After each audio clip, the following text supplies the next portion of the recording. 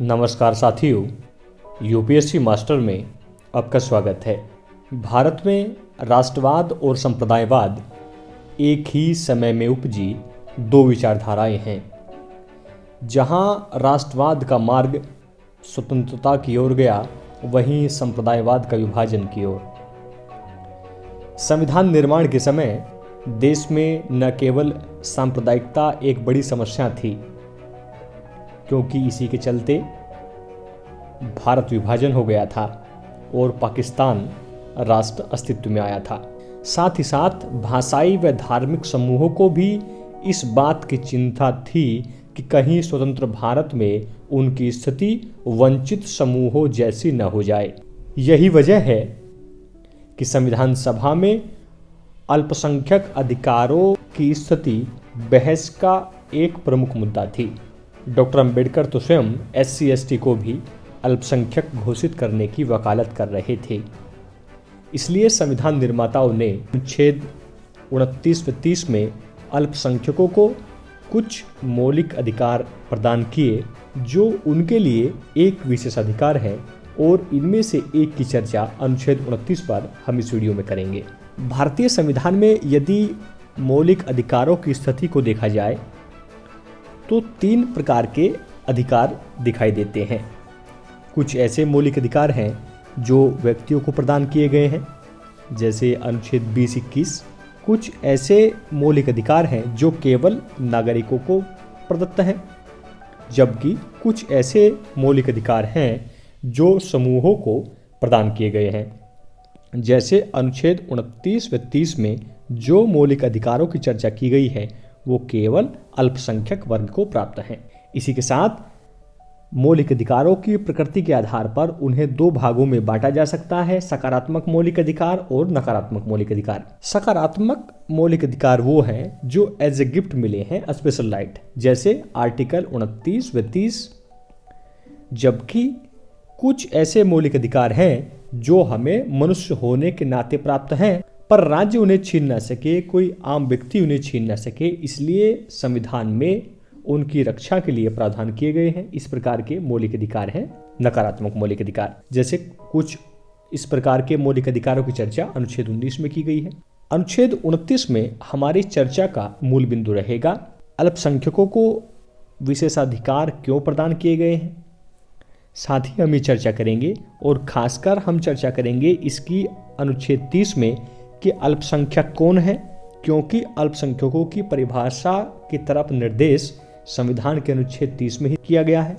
और साथ ही हम चर्चा करेंगे इस अनुच्छेद में, अर्थात अनुच्छेद 29 में अल्पसंख्यकों को जो अधिकार प्रदान किए हैं वो क्या हैं।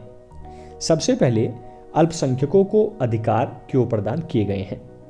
लोकतंत्र में सभी की गरिमा का ध्यान रखा जाता है, चाहे वो अल्पसंख्यक हो या बहुसंख्यक हो, और कोई लोकतंत्र कितना सफल है इसे अल्पसंख्यकों को प्रदत्त अधिकारों से ही परखा जा सकता है।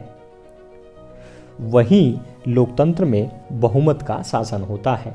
यही वजह है कि लोकतंत्र एक सशक्त लोकतंत्र का उदाहरण प्रस्तुत कर सके, तो इसलिए अल्पसंख्यकों के संरक्षण के लिए विशेष प्रयास किए जाते हैं, और इस प्रकार का प्रयास भारतीय संविधान में अनुच्छेद 29 व 30 साक्षात दिखाता है।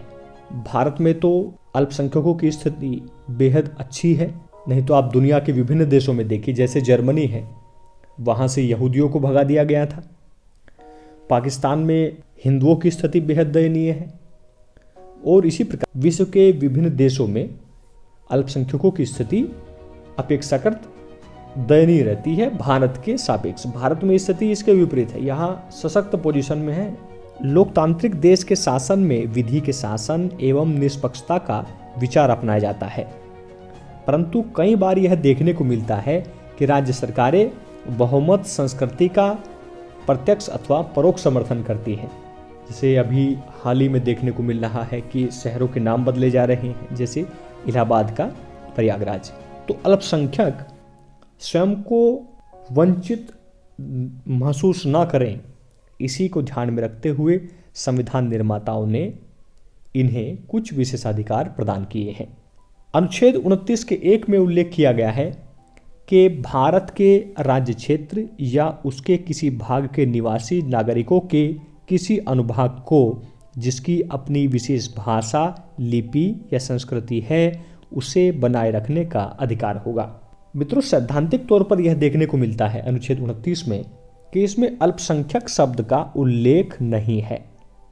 अर्थात इस अनुच्छेद में जो अधिकार प्रदत्त है वह सभी के लिए है, क्योंकि संविधान में शब्दों का विशेष महत्व है। परंतु सर्वोच्च न्यायालय ने अपने कई मामलों में यह स्पष्ट किया है कि अनुच्छेद 29 व 30 का सीधा संबंध अल्पसंख्यकों के विशेष अधिकारों से है। इसको आप इस प्रकार से जान लीजिए, देश के किसी भी हिस्से में आप जाएंगे तो वहां आपको बहुसंख्यकों की संस्कृति दिखती है। जैसे जब दीपावली आती है तो वो महोत्सव कुछ अलग ही होता है, कुंभ होता है, ऐसा लगता है कि मानो पूरा देश उमड़ गया है। इसी प्रकार के उत्सव मुहर्रम पर नहीं देखने को मिलते, या पारसियों के, यहूदियों के, जैनियों के या बौद्धों के जो उत्सव होते होंगे वो देखने को नहीं मिलते। तो सैद्धांतिक तौर पे तो हम यह कह सकते हैं कि अनुच्छेद 29 का संबंध सभी के लिए है, परंतु व्यवहार में इसका संबंध जो है वो अल्पसंख्यकों से है, क्योंकि उन्हें ही अपनी भाषा, लिपि और संस्कृति को सुरक्षित बनाए रखने की ज़्यादा जरूरत है। बहुसंख्यकों की तो स्वयं में रहेगी ही। इसी प्रकार आप अनुच्छेद 29 का देख लीजिए, जिसमें कहा गया है कि राज्य द्वारा पोषित या राज्य निधि से सहायता पाने वाली किसी संस्था में प्रवेश से किसी भी नागरिक को केवल धर्म, मूलवंश, जाति, भाषा या इनमें से किसी के आधार पर वंचित नहीं किया जाएगा। अर्थात यदि कोई शिक्षण संस्था राज्य द्वारा पोषित है, चाहे वह पूर्णतः पोषित हो या अंशतः पोषित हो, अर्थात पूर्णतः सहायता पाती हो या अंशतः सहायता पाती हो, तो उसमें प्रवेश लेने से किसी भी नागरिक को केवल धर्म, मूलवंश, जाति, भाषा या इनमें से किसी के आधार पर वंचित नहीं किया जा सकता है। इस प्रकार हमने देखा कि बहुमत के शासन में अल्पसंख्यक पिस न जाए, इसलिए अनुच्छेद 29 है और अनुच्छेद 30 है। अनुच्छेद 30 की चर्चा करेंगे हम इससे अगली वीडियो में। उससे पहले आप एक प्रश्न का उत्तर दीजिए। आपका प्रश्न है, निम्नलिखित कथनों पर विचार करें। कथन ए, अनुच्छेद 27 के अनुसार राज्य किसी धर्म विशेष की उन्नति के लिए राजकीय धन का प्रयोग नहीं करेगा। कथन बी, यदि राज्य विभिन्न धर्मों को समान महत्व देते हुए धन खर्च करता है तो अनुच्छेद 27 का उल्लंघन नहीं माना जाएगा।